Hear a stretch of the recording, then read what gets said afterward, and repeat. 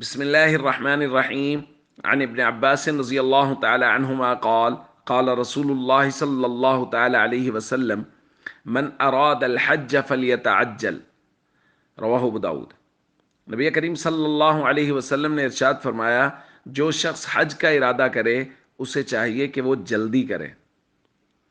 دوستو، حج ایک مقدس فریضہ ہے اور نبی کریم صلی اللہ علیہ وسلم نے اس کی بہت تاکید بیان فرمائی ہے۔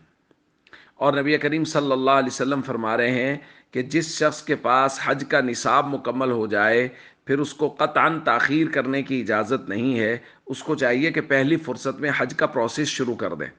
صحابہ کرام نے پوچھا، وما یوجب الحج یا رسول اللہ، یا رسول اللہ حج کو کون سی چیز واجب کرتی ہے، یعنی حج کا نصاب کیا ہے؟ تو نبی کریم صلی اللہ علیہ وسلم نے بیان فرمایا، الزاد والراحلہ، آنے جانے کا خرچ، اسی طرح وہ لوگ جو زیر کفالت ہیں ان کا بھی خرچ، اور سفر کی سہولت اگر میسر ہے تو حج کرنا لازم ہے۔ دوستو، ہمارے یہاں دو طریقے سے حج ہوتا ہے، ایک سرکاری طور پہ حج ہوتا ہے اور ایک پرائیویٹ ہوتا ہے۔ سرکاری طور پہ ذرا سستا ہوتا ہے، پرائیویٹ ذرا مہنگا ہوتا ہے، لیکن خلاصہ یہ ہے کہ جس شخص کے پاس وسعت ہو، آنے جانے کا کرایہ مکمل ہو اور پیچھے جو لوگ رہ جائیں گے ان کا زاد سفر زاد راہ ہو، اپنا ہو، تو اس پر حج کرنا لازم ہے۔ تو جس کے پاس بھی وسعت ہو اور وہ حج کر سکے سرکاری طور پہ یا پرائیویٹ طور پہ، اس کو پہلی فرصت میں درخواست دینی چاہیے اور تیاری کرنی چاہیے کہ جب بھی اللہ کو منظور ہو فوراً نام نکل آئے اور حج کے لیے سفر ہو جائے۔ ہمارے معاشرے میں جہاں اور بہت سارے مسائل ہیں، ایک مسئلہ یہ بھی ہے کہ بہت سارے لوگ عجیب اعذار کی بنیاد پہ حج کو مؤخر کر رہے ہیں۔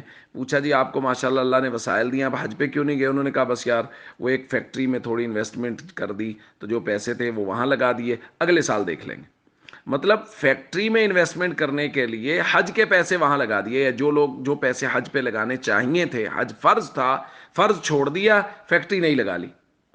تو بھائی اللہ کا شکر ادا کریں کہ اللہ نے اس قابل بنایا اور اللہ نے اتنی مالی وسعت عطا کی کہ حج جیسا مقدس فریضہ ادا کیا جا سکتا تھا، تو اس کو چھوڑ کے مالی انویسٹمنٹ کسی جگہ مالی نفع کے لیے اگر پیسے لگا دیے اور حج نہیں کیا تو اس سے بڑی بدبختی اور کوئی نہیں۔ اس لیے ہم سب کو چاہیے جن کے پاس وسعت ہیں وہ پہلی فرصت میں ہی حج کی تیاری کریں اور درخواست وغیرہ دے دیں، اور جن کو نہیں ہے وہ دعائیں کرتے رہیں کہ اللہ تعالیٰ اپنے در کی حاضری سب کو نصیب فرمائے۔ السلام علیکم ورحمۃ اللہ وبرکاتہ۔